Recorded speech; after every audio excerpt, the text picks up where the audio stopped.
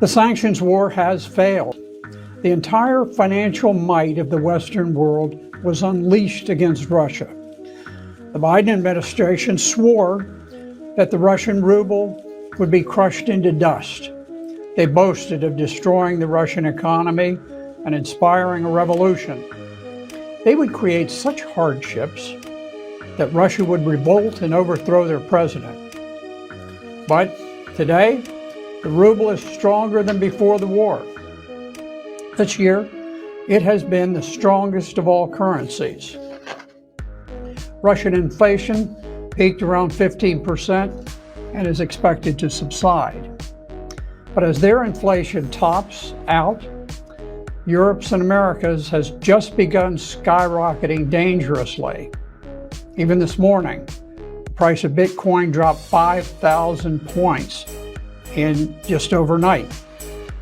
The stock market is becoming extremely erratic and rocky. Biden's attempt to strangle Russian trade has failed.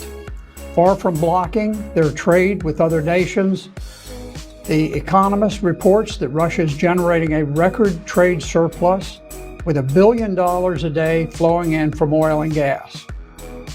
Russia's $250 billion trade surplus more than doubled its surplus in the year before the war.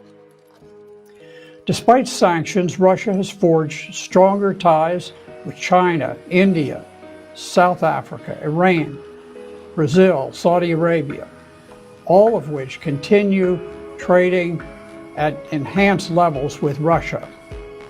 Important countries in the global south are refusing to obey Washington's order to impose sanctions.